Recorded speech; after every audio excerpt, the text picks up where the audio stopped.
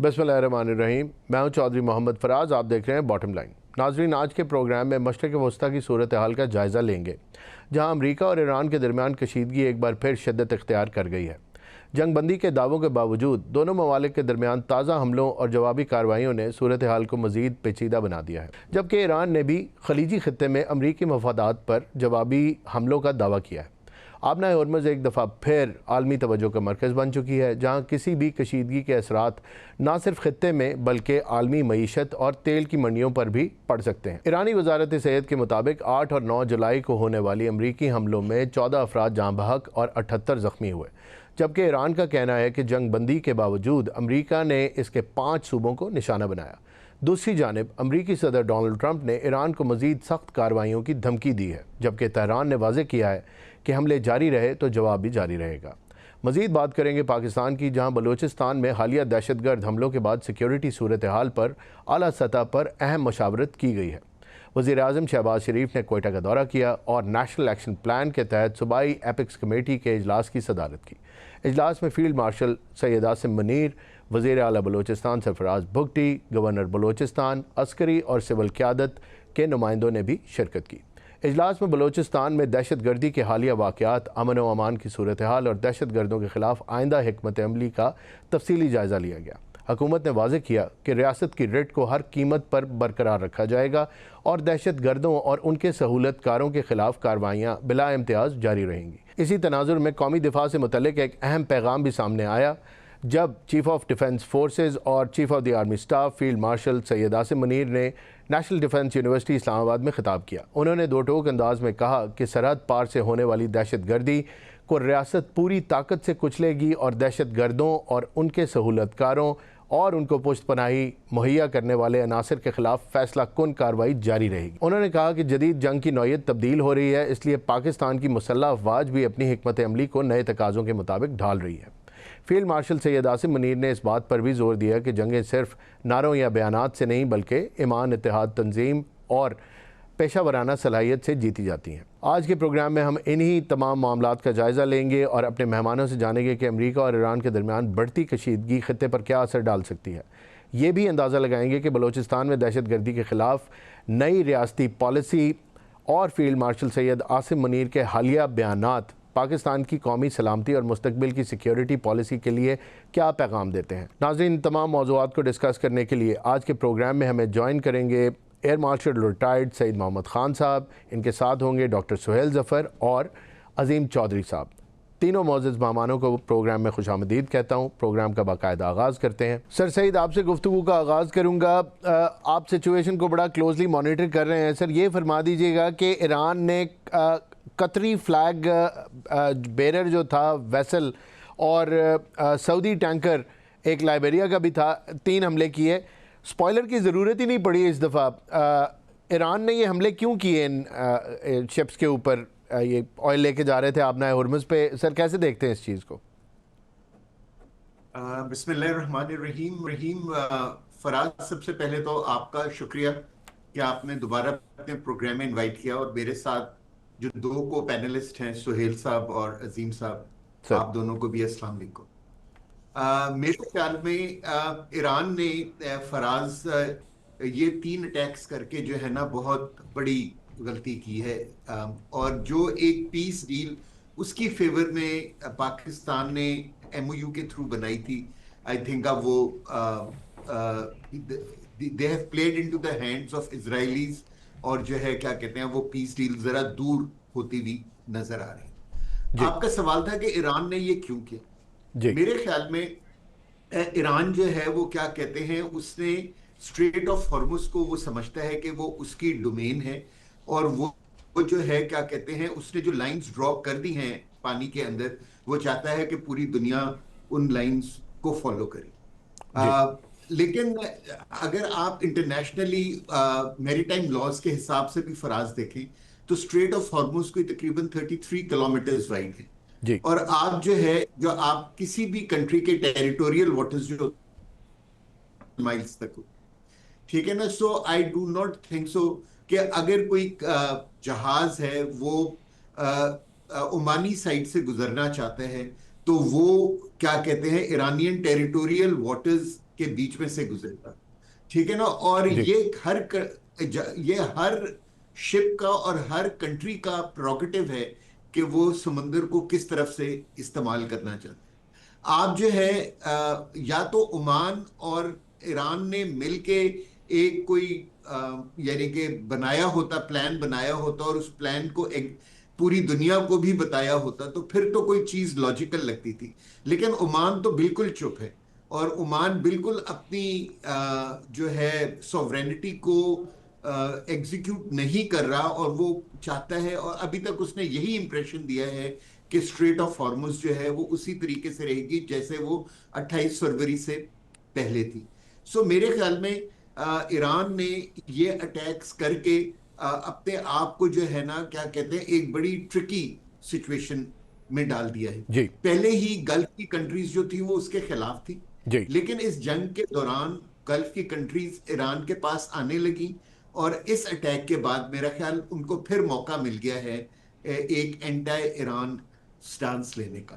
بالکل. امریکہ جو ہے وہ ڈیفینیٹلی اپسیٹ ہے، کیونکہ ایم او یو کے بعد وہ ایگزیکیوٹ کرنا چاہ رہا تھا اپنی اتھارٹی کو اس علاقے میں، جو کہ ایران اس کو نہیں کرنے دے رہا. اور جی میرا خیال اس وقت تل اویو کے اندر پرائم منسٹر نیتن یاہو خوشی منا رہے ہوں گے کہ وہ جو یہ چاہتے تھے کہ کسی طریقے سے جو پیس ڈیل نہ ہو اور ایم او یو جو ہے وہ ڈی ریل ہو جائے، تو اس وقت اپیرنٹلی لگ رہا ہے جی کہ M O U D rail ہو رہا ہے.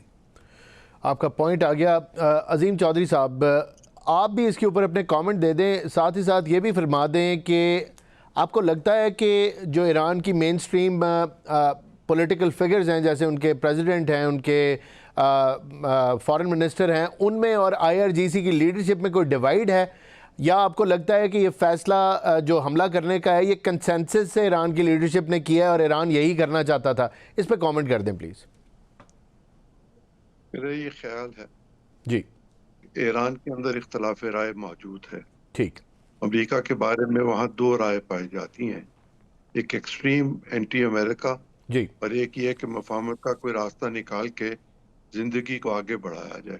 جی ایران انتہائی مالی مشکلات کا شکار ہے، لیکن وہاں لوگ جنگ جاری رکھنے کو بھی ترجیح دینا چاہتے ہیں.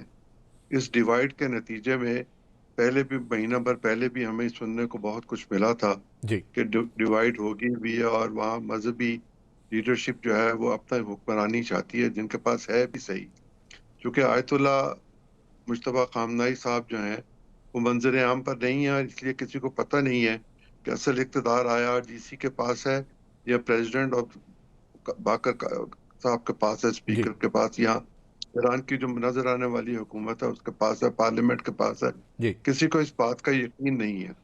ایران کے اندر بھی سپوائلرز موجود ہیں اور باہر بھی موجود ہیں، اور اگر یہ کام کسی سازش کے نتیجے میں کروایا گیا ہے تو ہم یہ سمجھ سکتے ہیں کہ اگر ایران کی پوری لیڈرشپ کو اسرائیل مارنے میں کامیاب ہو گیا تھا جی تو یقیناً اندر کے لوگوں کی بنیاد پر ہی ہوا تھا. جی یوں محسوس ہوتا ہے کہ اندر اسرائیل نے پینیٹریٹ کیا اور اسرائیل اپنے مقصد میں کامیاب ہو گیا. انہوں نے جو بھی یہ حرکت کی اس کا نتیجہ تو عوام کو بھگتنا پڑے گا، ایران کو بھگتنا پڑے گا. اصل معاملہ تو اختیارات کا اور توانائی کی بھرپور استعمال کا ہے. جی امریکہ اپنی اجارہ داری چاہتا ہے اور ایران اس کو اجارہ داری قائم نہیں کرنے دینا چاہتا. جی باقی سب چیزیں جو پہلے ہوئی بھی تھیں ان چیزوں کو تو سائڈ پہ کر دیا جائے، لیکن آبنہ ہرمز کے بارے میں جو کچھ ابھی ایئر مارشل صاحب کہہ رہے تھے میں تھوڑا سا اختلاف کرنا چاہتا ہوں.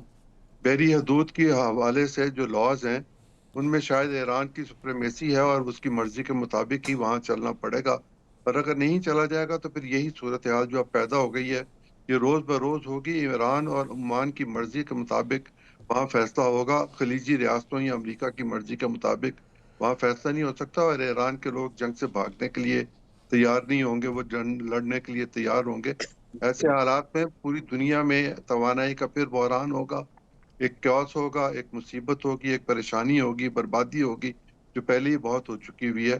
اس لیے ضرورت اس بات کی ہے کہ وہ تمام ممالک اور وہ تمام ریاستیں، وہ تمام عناصر جو یہ کوشش کر کے ان کو ایم او یو پر لے کر آئے تھے وہ ری ایکٹیو ہوں اور اپنے کام کو آگے بڑھانے کی کوشش کریں. آپ کا پوائنٹ آ گیا. ڈاکٹر سہیل ظفر, سچویشن بڑی عجیب و غریب ہو گئی ہے. اب دیکھیں ایئر مارشل صاحب نے بھی اور چودھری صاحب نے بھی بڑی ڈیفرنٹ ڈائریکشنز میں اشارہ کیا. ایران یہ سمجھ رہا ہے کہ آبنائے ہرمز کا ہم جانتے ہیں کنٹرول تو اسی کے پاس ہے اور ایڈوانٹیج پہ بھی ہے, اور تمام فیکٹرز جو ہیں وہ ایران کی اس سوچ کو تقویت بھی دیتے ہیں. لیکن کیا یہ ایکچولی انٹرنیشنل واٹرز ہیں یا ایران کی ٹیریٹری ہے؟ پہلی بات تو یہ, اگر تو یہ پہلے بھی ایران کی ٹیریٹری تھی, ہمیں یہ پتہ ہے کہ پریویسلی کئی ڈیکیڈز پہلے جب شاہ آف ایران کا دور تھا تب بھی اس کو ایرانین ٹیریٹری ڈکلیئر کرنے کی ایک کیمپین چل رہی تھی عمان کے ساتھ مل کے, وہ پوری نہ ہو سکی. تو جیسے پہلے معاملات چل رہے تھے, اب اچانک ان وکٹریز کے بعد یا یہ جو پہلے جنگ نہیں ہوئی تھی تو لگ رہا تھا کہ چیزیں ٹھنڈی ہیں, آبنائے ہرمز کو یوز کر رہے تھے, پھر جنگ ہوئی, ایران نے اپنا پوٹینشیل جو تھا اس کو میرے خیال میں اس کو سمجھ آ گئی کیا پوٹینشیل ہے. تو اب یہ ایک نیو فاؤنڈ ریئلائزیشن ہے ان کی کہ آبنائے ہرمز جو ہے اس کو کنٹرول کریں اور اس کو ایکسپلائٹ بھی کریں. یہ خطے کے لیے کیسا ہوگا آنے والے وقتوں میں؟ اور گفتگو آپ نے دونوں پارٹیسپینٹس کے جواب سنے. آپ ایگری کرتے ہیں کہ ایران کو ایسے ہی سمجھنا چاہیے؟ اور سپوائلرز کے بارے میں بھی بات کر دیں, آپ کا کیا اس کے اوپر ٹیک ہے؟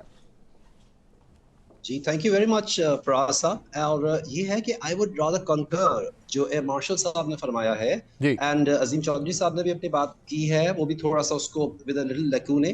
یہ میں ذرا سیکنڈ کروں گا جی کہ بالکل 12 میل جو کہ 12 ناٹیکل مائلز جو کہ 14 میل بن جاتے ہیں, اور جو سب سے تنگ جگہ ہے وہاں پر تو وہ آلریڈی اوور لیپ کرتا ہے, کیونکہ وہاں پر جگہ تو 36 سے کم ہے. یہ سمجھ لیجئے کہ وہاں پر کلومیٹر سے کم ہے, 21-22 میل ہے.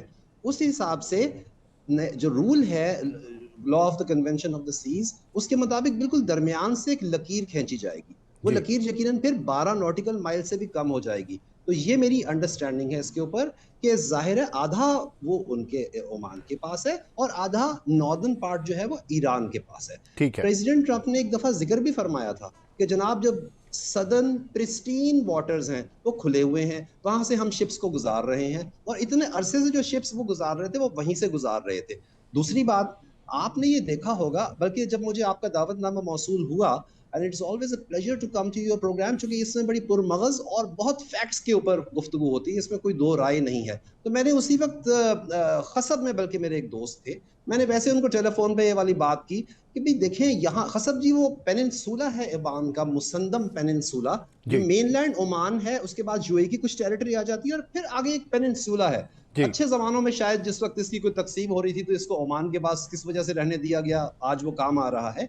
وہاں پر یہ بالکل بات جائز ہے کہ عمان بالکل ایسا کسی شوق میں نہیں ہے. میں یہ آج برملا کہنا چاہوں گا, دیکھیے آج یہ بات ہے صاف بات کرنے والی.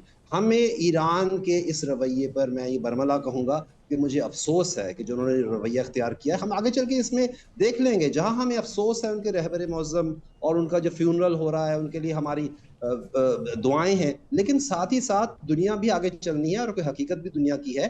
تو ایک تو میں جی آپ کی جو پہلی بات ہے اس کے جواب میں یہ کہوں گا کہ درمیان سے لکیر کھینچی جائے گی, جہاں پر 12 ناٹیکل مائل سے کم ہے وہاں ٹھیک ہے 10 ناٹیکل مائلز ہو جائیں گے. تو جو عمان کا پانی ہے اس کے اوپر کیوں یہ کر رہے ہیں اپنا ایران والے جو ہے پروجیکٹائلز مار رہے ہیں, اور آپ نے نوٹ کیا ہوگا پورٹ سائٹ پہ لگ رہا ہے. میں نے بھی ذرا تحقیق کی, اسٹار بورڈ اور پورٹ سائڈ, ظاہر پورٹ سائڈ لیفٹ پہ ہوتی ہے تو ادھر سے ان کا پروجیکٹائل آتا ہے, وہ لگتا ہے وہاں پر آ کے.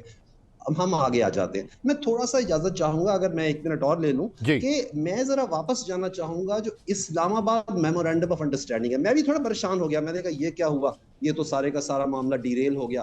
ایسا کچھ نہیں ہونے والا, آپ دیکھیے گا اس میں آگے چل کے میں مزید بھی اپنی آپ کو اس کی توجیحات کروں گا. لیکن یہ کہ آج بل کلنٹن صاحب کا جو فارمر پریزیڈنٹ ہے ان کا ایک پوڈ کاسٹ تھا, میں سن رہا تھا, انہوں نے ذکر کیا اسلام آباد میمورینڈم آف انڈرسٹینڈنگ. سر اس میں پہلا جو ہے اور اس کے بعد چوتھا, پانچواں, یہ ساری چیزیں کرتے ہوئے ان میں سے ایک چیز تھی کہ پھر ایران آگے عمل کرے گا, اس کو ہم دیکھ بھی سکتے ہیں. لیکن اس میں جو اسٹریٹ آف ہارموز والی ہے, میں یہ کہہ کے ختم کروں گا کہ ایران میکسیملسٹ پوزیشن لے رہا ہے. کہا یہ گیا تھا کہ مل کر اس کا حل کریں گے, طریقے سے لے کر آگے چلیں گے. یہ تو نہیں کہا گیا تھا کہ آپ 60 دن کے اندر وہاں پہ حملہ شروع کر دیں گے. آگے چل کے ہم ان پیک کرنے کی کوشش کرتے ہیں کہ حملہ وہ کیوں کر رہا ہے. جی بالکل ٹھیک ہے, آپ کا پوائنٹ آ گیا. ناظرین, گفتگو کے سلسلے کو آگے بڑھائیں گے لیکن ایک شارٹ کمرشل بریک کے بعد.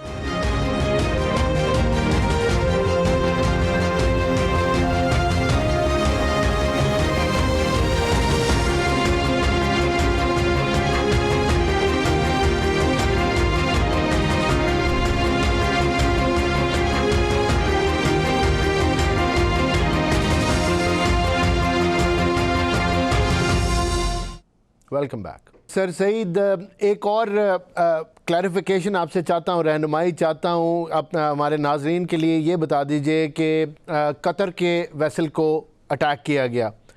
آپ بہتر جانتے ہیں کہ قطر جو ہے وہ it's one of the facilitators and negotiator وہ ہے, اور ڈکلیئرڈ ہے, ایران نے اس کو نیگوشیٹر مانا ہے اس پورے پروسیس کے اندر. اگر تو نیگوشیٹر مانا ہے تو نیگوشیٹر کے اوپر ہی حملہ کر دیا, اور اگر اس کو امریکہ کا ایلائی مانتا ہے تو پھر نیگوشیٹر کیوں مانا؟ یہ ایک بہت بڑی کنفیوژن ہے. اس کے اوپر ذرا آپ اپنے ویلیوبل کامنٹس دیں کہ ایران نے یہ کیوں نہیں سوچا کہ وہ قطر کے ویسل کے اوپر اٹیک کر رہے ہیں. چلیں KSA کے ساتھ تو معاملات ہمیں پتہ ہے کہ پرسپیکٹیو ڈیفرنٹ ہے, تو یہ ذرا بتا دیجئے. اور پھر پاکستان کا بھی رول اس میں ڈسکس کرنا ضروری ہے, اپنے جواب میں اس کو بھی پلیز شامل کر لیں کہ اتنی ایفرٹ پاکستان نے کی.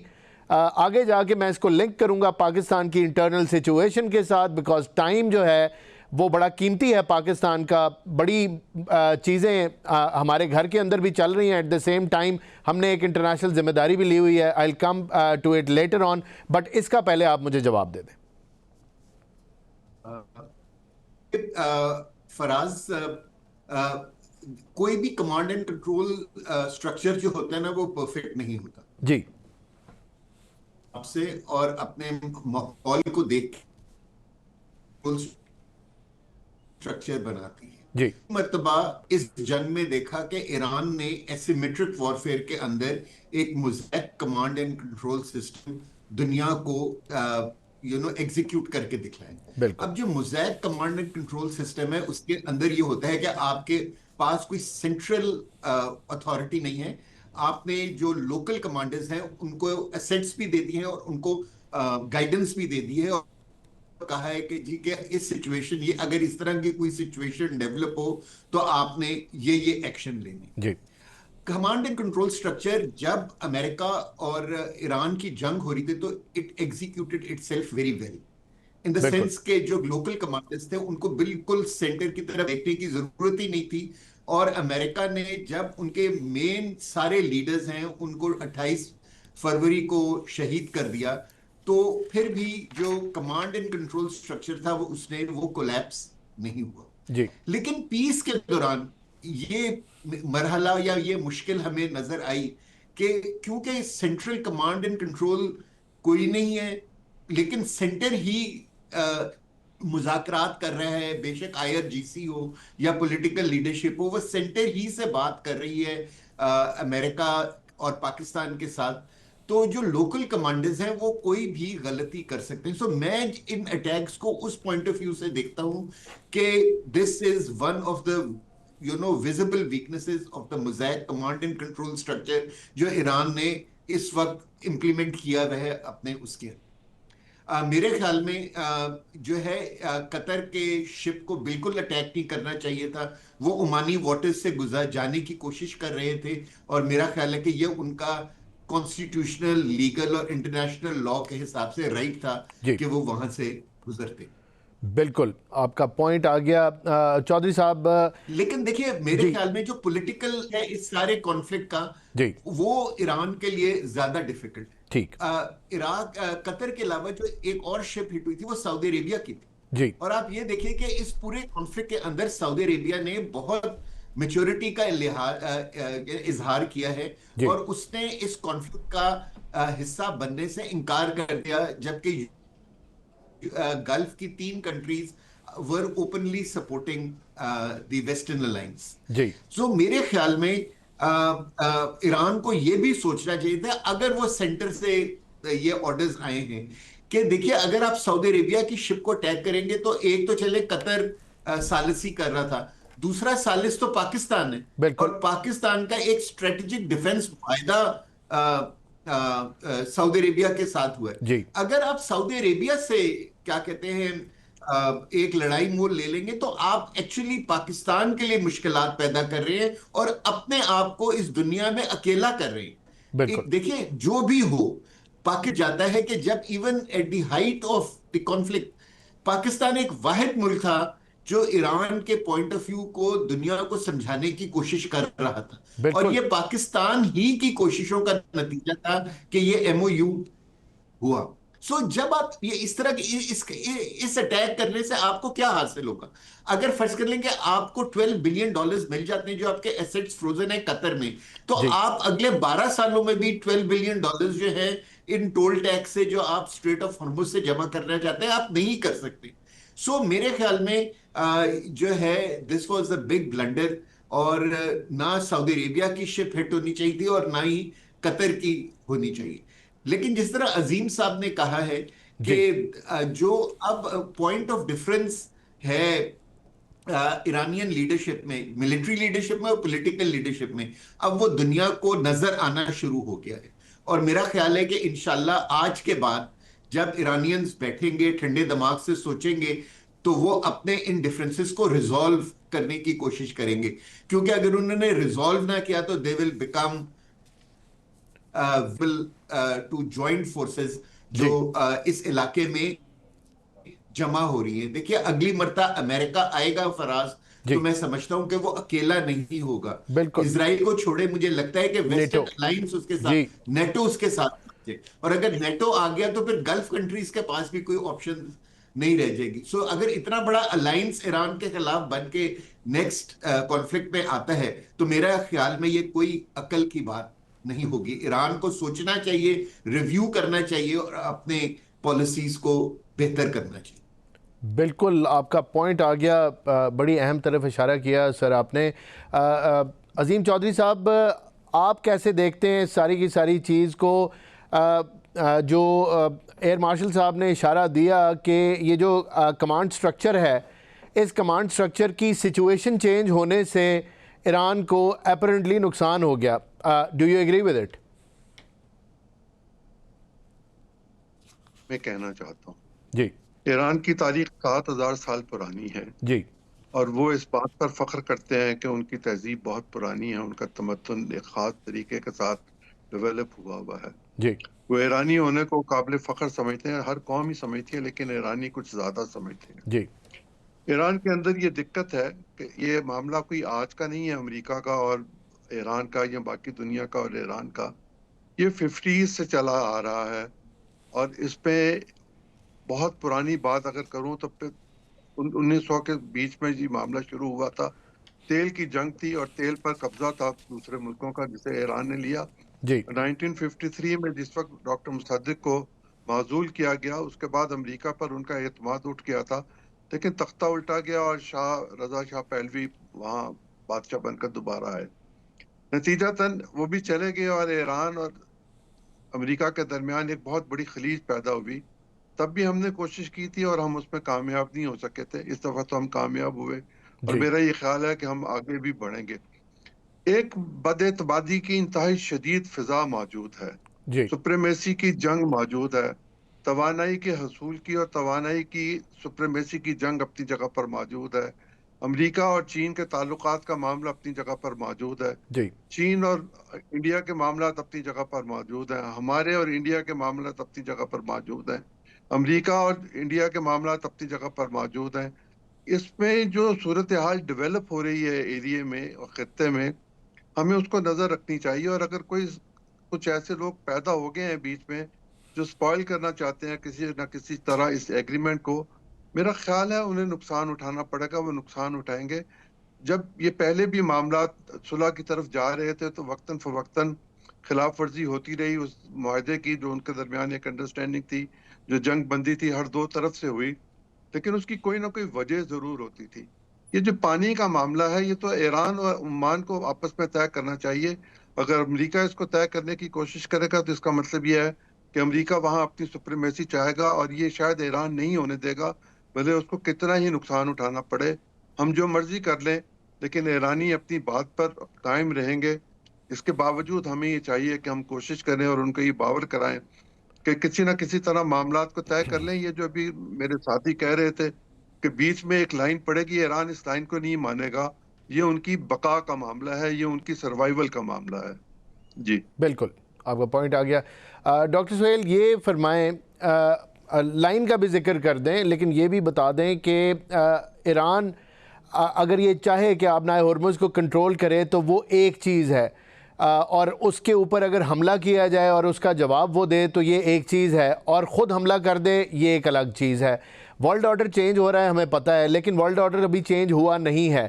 ایران کو کامیابی ملی ہے اور ایران کا ریزالو ہمارے سامنے آیا ہے, لیکن یہ بات بھی حقیقت ہے کہ جب جینوسائیڈ ہو رہا تھا فلسطین کے اندر تو ایران خاموشی سے بیٹھا تھا, حملہ ایران نے نہیں کیا تھا. یہ ساری کی ساری ایران کا پوٹینشل, اس کی ریزیلینس, اس کا ریزالو تب ہمارے سامنے آیا جب ایران کے اوپر ایک ڈائریکٹ حملہ ہو گیا اور ان کے سپریم لیڈر کی شہادت ہو گئی. اس سے یہ بھی پتہ چلتا ہے کہ علی خامنہئی شہید کی پالیسی اتنی ایگریسو نہیں تھی, لیکن ونس ان کی شہادت ہو گئی تو اس کے بعد ایران کا سارا لے آؤٹ چینج ہو گیا. اس کے اوپر تھوڑی سی بات کریں اور اس کو کنکلوڈ کریں. آپ اینڈ گیم کیا دیکھتے ہیں, آپ کو کیا لگتا ہے یہ سچویشن کس طرف جائے گی, پھر ہم اپنے اگلے ٹاپک کو ڈسکس کریں گے.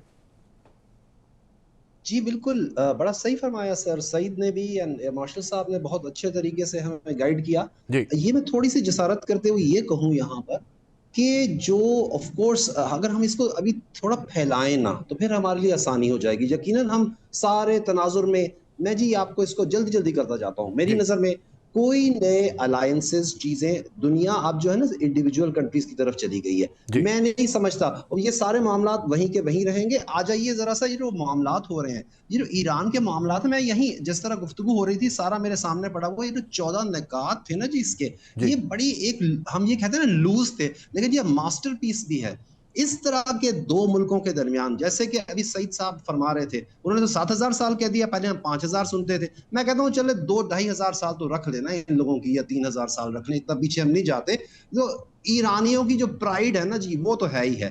ہو یہ گیا ہے کہ ان کی پرائیڈ جو تھیولوجی کے ساتھ مل گئی ہے, اس میں ریلیجس رنگ بھی آ گیا ہے, تو بڑے ہارڈ وہ ہو گئے ہیں. یہ تو پاکستان کی ہمت تھی جی کہ اس طرح کے لوگوں کو اکٹھا کر کے اور ایک انہوں نے یہ فاؤنڈیشن اور پلر کہہ لیجئے, ستون کہہ لیجئے, بنیاد کہہ دیجئے, وہ یہ میمورینڈم آف انڈرسٹینڈنگ جس کا نام اسلام آباد میمورینڈم آف انڈرسٹینڈنگ, اور یہی چلے گا, بنا دیا. اس میں اب جو ہے نا جناب لکونے ہیں, اس کے اندر چھوٹی چھوٹی چیزیں ہیں, اور یہی دیکھتے ہوئے تو ایران نے کیا. میں تو جی بہت عرصے سے کہہ رہا ہوں دنیا ایک ٹرانزیکشنل جگہ ہے. ایران اس وقت تک یہ حرکتیں کرتا رہے گا, اس کو پیمنٹس وغیرہ صحیح نہیں مل رہی ہیں, اس کو پیمنٹس جب ملنی شروع ہو جائے. اچھا میں تو حیران ہوں کہ میں یہ سوچ رہا ہوں کہ ایران کو اجازت ہے کہ آپ اپنا تیل بیچیے جا کے, اور تیل اس ریٹ پر نہیں کہ جب چائنا کہتا تھا کہ جناب آپ پہ سینکشنز لگی ہوئی ہیں تو آپ سے میں اتنے پیسے میں لوں گا. سر بالکل ورلڈ ریٹ کے اوپر تیل بیچنے کی اجازت ہے. اور دیکھیے ایک اور بات میں کروں, میں اگر اجازت دے تو یہ بات کر دوں. اب میں یہ کہنا برملا کہنا پڑے گا کہ ایران کو بھی کوئی زیادہ مشکلات نہیں پڑی ہوئی. اگر کسی ملک کے اندر اتنے ہی پرابلمز ہوں تو وہ پھر اس طرح کی حرکتیں نہ کرے. ایران والے بھی تیل بیچ کر, اور ان کا تیل بیچ میں سے نکلتا رہتا ہے, آسودہ بیٹھے ہوئے ہیں. میں نے معلومات بھی کروائی ہیں, ایران کے اندر کھانے پینے کے کوئی معاملات ایسے نہیں ہو گئے ابھی تک, ابھی ٹھیک بیٹھے ہوئے ہیں.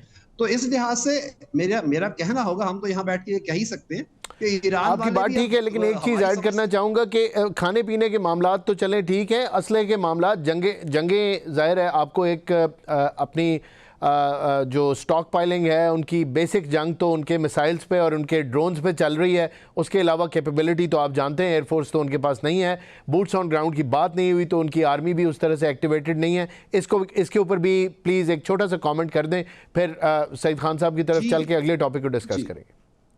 یہ تو میں ضرور چاہوں گا. میں نے فیوریٹ کچھ ہی دن پہلے والی میں نے بات کی تھی اور مجھے بڑا اچھا لگا کہ مائک والٹس نے والی بات کی, اور میں نے تو ان کو وہ جملہ نہیں دیا تھا, لیکن انہوں نے یہ کہا کہ ڈیمینش ہوتا جائے گا. میں نے جی کچھ دن پہلے ایک پروگرام میں یہ بات کی کہ بریڈ کوپر بھی ٹیمپا میں جو سینٹ گام کا ہیڈ کوارٹر ہے وہاں بیٹھ کر فارغ تو نہیں بیٹھے ہوئے. یہ جو ان کی لیوریج ہے ایران والوں کی, وہ کریوسز میں سے ڈرونز نکالتے ہیں, دوسری چیزیں کرتے ہیں, وہ اس پہ ورک کر رہے ہیں. یہ ڈیمینش ہوتی چلی جائے گی ان کی جو لیوریج ہے. ایران کو یہ نہیں سوچنا چاہیے. کوئی واللہ عالم کوئی ایسی سیکرٹس ہیں ان کے پاس, کوئی ایسے طریقے ہیں تو اور بات ہے, لیکن بظاہر یہ نظر آ رہا ہے کہ اس وقت ایران یہ صرف معاملات اس لیے کر رہا ہے کہ ذرا سا پریشر بلڈ اپ ہو جائے اور ذرا سا تھن وہ چل رہے ہیں. آگے چل کے ہم یونائٹڈ اسٹیٹس کی بھی بات کر لیں گے کہ یونائٹڈ اسٹیٹس اصل میں کنٹرول ڈپلومیسی کیسے کر رہا ہے, وہ بھی میں آپ کے سامنے رکھنا چاہوں گا. لیکن ان کی یہ لیوریج ڈیمینش ہوتی جائے گی جی ملیٹریلی, آپ نے بالکل صحیح کہا, یہی ڈرونز, یہی پروجیکٹائلز, اس کا کوئی نہ کوئی توڑ نکل آئے گا. جی بالکل آپ کا پوائنٹ آ گیا. ناظرین ہماری گفتگو کا سلسلہ جاری ہے, لیکن یہاں لیں گے ایک شارٹ کمرشل بریک.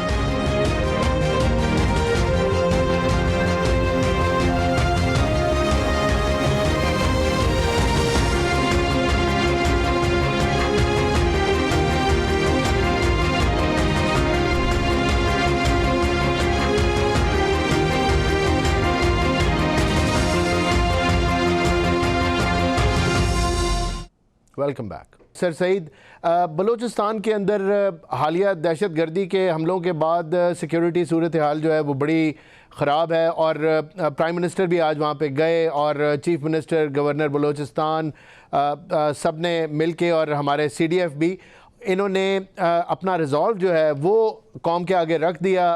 کوئی کمپرومائز نہیں کریں گے, اور پرائیورٹی ہے دہشت گردی سے جنگ, اور ان دہشت گردوں کا جو ہے بالکل ان کو ختم کر دیا جائے گا اور ان کو ہنٹ کیا جائے گا. D G I S P R نے بھی اپنی کل کی بریفنگ کے اندر یہ بیان دیا. یہ بتا دیجئے کہ جب یہ پرائیورٹیز کلیئر ہیں, at the same time Iran کا مسئلہ ہے, تو پاکستان کو وقت کدھر لگانا چاہیے؟ ہماری آر پلیٹ از آلریڈی فل, ہمیں گھر کے اوپر بڑا مسئلہ گمبھیر قسم کا جو ہے وہ درپیش ہے. تو پاکستان اب ایکٹیولی میڈییٹ کروائے گا اور واپس لے کے آنا چاہے گا, کیونکہ ظاہر ہے ہمیں بڑی ایک انٹرنیشنل لائم لائٹ اس سے ملی, یا پاکستان کو بلوچستان ایشو کے اوپر پورا زور لگا کے اس کو حل کرنا چاہیے؟ کیونکہ اس میں مجھے کوئی شک نہیں ہے کہ جب یہ پریزنٹ ملٹری ہماری جو ایلیٹ ہے یہ کوئی فیصلہ کرتی ہے تو یہ ہول ہارٹیڈلی اس کے پیچھے جاتے ہیں. آپ کیسے دیکھتے ہیں سچویشن کو, کیا ہونے والا ہے؟ فراز, آپ نے بہت ایک اچھے پوائنٹ کی طرف نشاندہی کی. دیکھیے, ہمیں نا دونوں چیزوں کو سائملٹینیسلی لے کے چلنا ہوگا. جی, کوئی کنٹری جو ہے اس کی کیپیسٹی اتنی کم نہیں ہوتی کہ وہ ایک سے زیادہ پروجیکٹ کو ایک وقت میں ہینڈل کر سکے. سو ہمارے پاس بہت ہی یعنی کہ جس کو کہتے ہیں کیپیبل اور پروفیشنل فارن منسٹری ہے, جو کہ کیا کہتے ہیں جو ہمارے سالسی والا رول ہے اس کو دیکھ سکتی ہے. اور ہمارے پاس بہت ہی اسٹرانگ سروسز, ڈیفنس سروسز ہیں جو کہ یہ جو ہمارے ملک کے اندر اور باہر سے جو ایک مداخلت ہو رہی ہے اس کو بڑے اچھے طریقے سے ہینڈل کر سکتے. جی, دیکھیے, یہ جو حالات اس وقت کریٹ کیے گئے ہیں, میں اس لیے کہتا ہوں کہ یہ ساری چیزیں اس وقت ہوئی ہیں. اور اگر آپ یہ دیکھیں کہ ان حملوں کے اندر حملے زیادہ اس لیے اس وقت ہوئے ہیں جب اسلام آباد MOU سائن ہو گیا اور پوری دنیا میں پاکستان کی واہ واہ ہو رہی تھی. بالکل ٹھیک ہے نا. جو وہ ممالک جو پاکستان کے اس وقت خلاف ہیں, انڈیا, افغانستان اور اسرائیل, ان کے لیے یہ برداشت کرنا بڑا مشکل تھا کہ ہم نے تو اپنی ساری انرجی پچھلے 10-12 سال لگائی تھی پاکستان کو ایک ٹیررسٹ اسٹیٹ ڈکلیئر کرنے کے لیے, لیکن پاکستان تو has come out to be one of the most respected countries in the world in the last 3 months. بالکل. So وہ اس چیز کو پاکستان کو باک ڈاؤن کرنا چاہتے ہیں, اور میرے خیال میں ہماری ریزیلینس اب اس میں ہونی چاہیے کہ ہم باک ڈاؤن نہ ہوں, ہم دونوں چیزوں کو ساتھ لے کے چلیں اور اب یعنی کہ ان دونوں مسائل کو حل کریں.